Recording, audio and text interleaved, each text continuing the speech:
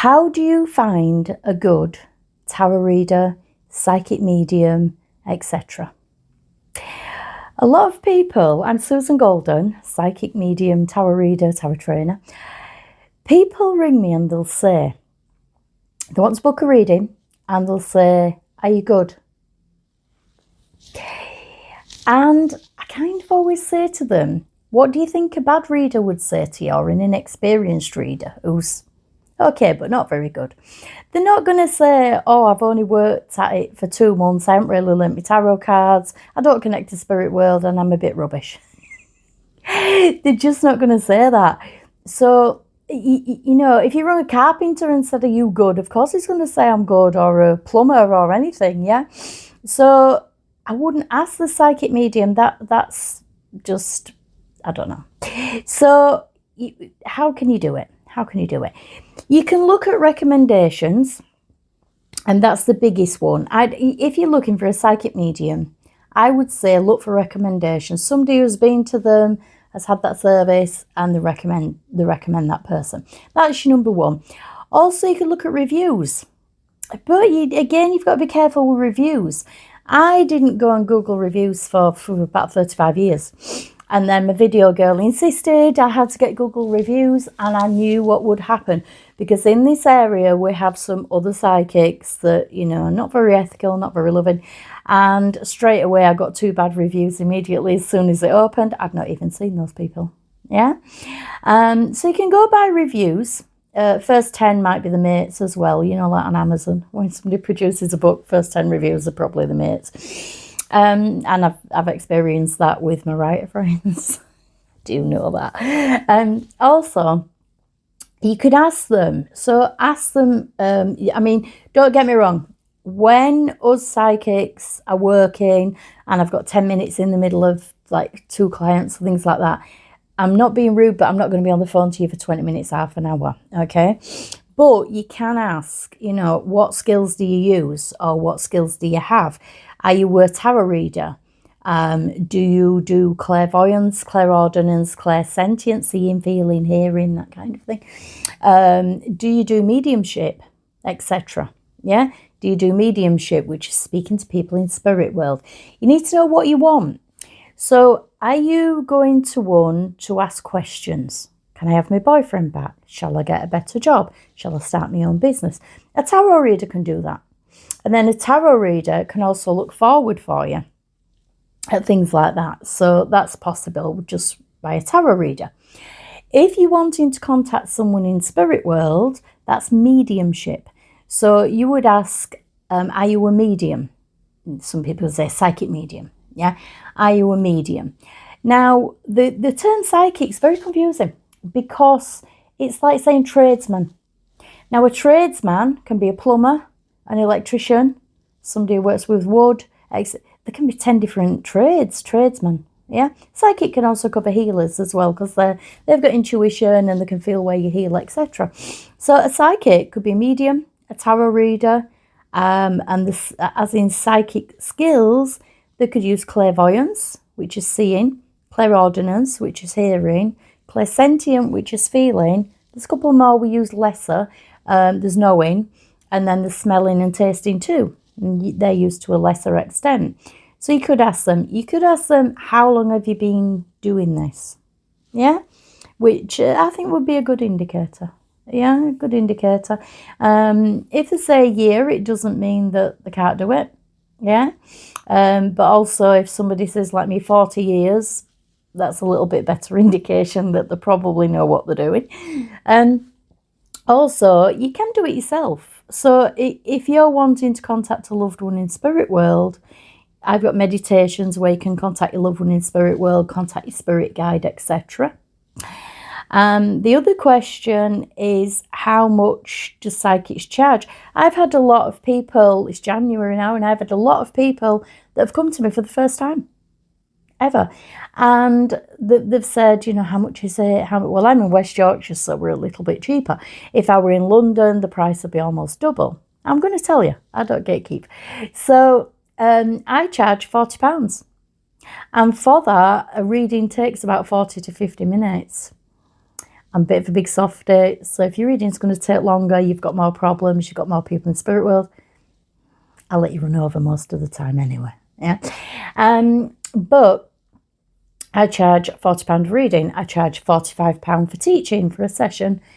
I know if I were in London, I'm in West Yorkshire, if I were in London, I could easily start at 65 to 85. That would be normal prices. So it depends on area as well. Also depends sort of the value of the person. You know, Psychic Sally. Psychic Sally is lovely.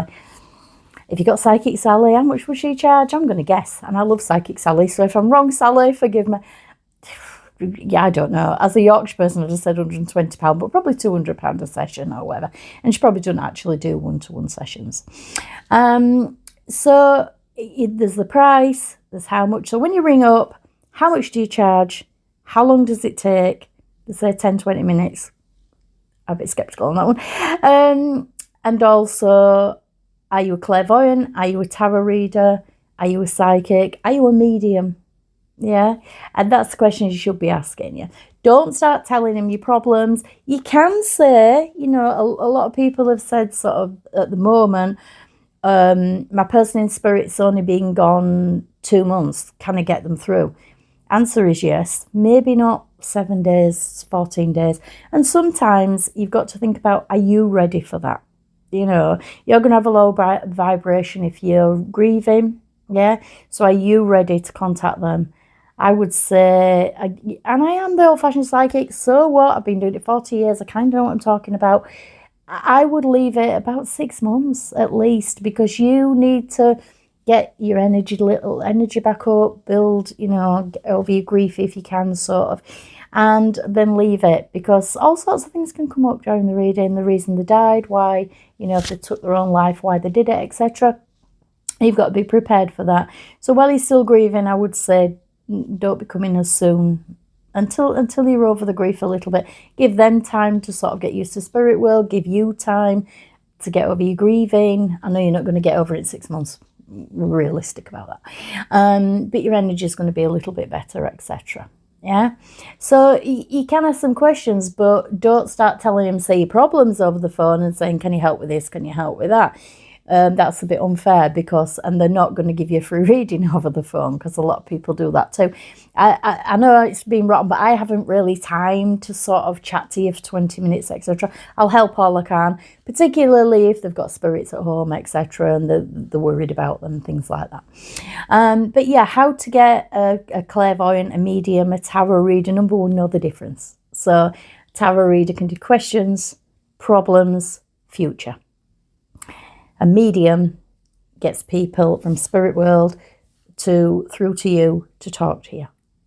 And as I say, you can do it yourself as well. I've got a teachable platform, which you've gone Linktree, you'll find it all. I've got tarot courses, psychic courses, they're in video format. I have got a video guide dealing with your own grief. There's 75 videos in that. And it's in 5 sections.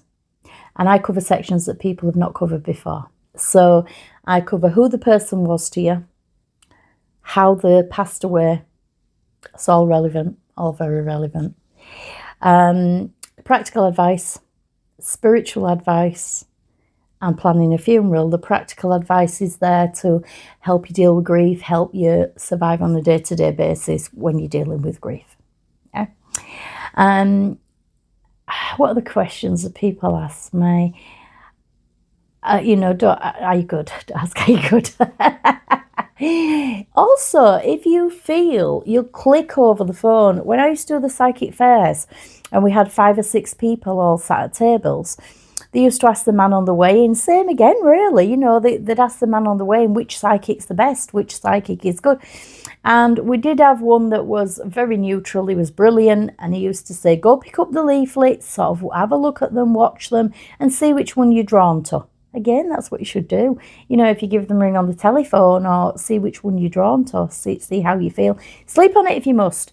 So if you're going between, say, me and, say, somebody called, let's invent someone called John, and you put it up to your guides in spirit, your guides as in your ancestral guides, and say, I want a reading, do I go to Susan Golden or do I go to John? And sleep on it. And then the day after, or sometimes the day after that, you'll think, oh, I know who to go to. Yeah, I'll go to Susan or whatever.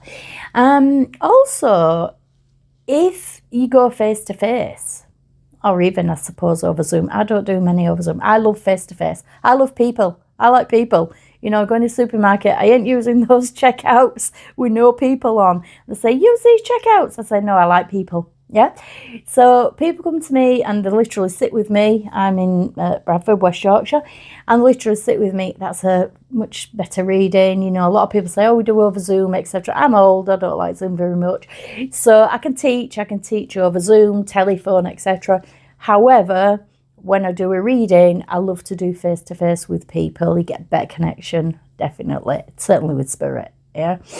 So if you started a reading, you've probably paid for it if it's on Zoom, but if you started a reading and you wasn't very keen or you didn't think it would, just stop it in the first 2 or 3 minutes and say, I don't think this is working. You know, I'm going, or can I have my money back, etc. And because you don't always click with people, do you? Do you have any best friends that your best friend says, oh, I've met someone? It can be a boyfriend, it can be, you know, a friend, etc. I've met someone. You'll love them. You'll absolutely love them. And you meet them and you think, I don't really like them. Or I don't click with them. But your best friend does, and they're your best friend. It's like they've been your best friend forever. So you trust their judgment. All it is, it's vibration. You might not even like that person. Yeah, it doesn't matter. You don't have to, by the way. You don't have to like them. You just keep out of the way. But we've all got different vibrations. We all click differently. Some people I meet, I've got a psychic student now, and we've met, and it could be because of your group souls. If you've met in a previous life or been together in a previous life, my video girl, she's 22. We clicked like that immediately. We like the same foods, we've got the same mannerisms, we do the same things, we've got the same habits, including the bad habits. We can't believe it. And I think in a previous life, she was my sister. I've just met another one that's come for psychic studies, face-to-face psychic studies, and we click so well. Now there's others, and you do get the occasional one. I get about one a year, and they come in, and if we do think, I'm not very in tune with this person, not psychically, just regular, normal, yeah, normal. I'm not very in tune with this person. And sometimes, very rare, it really about 2 years ago I last did this, you say, I don't feel I'm the right reader for you. You know, I think you need to go to someone else. There's some with unrealistic expectations. I've talked about that on my other videos.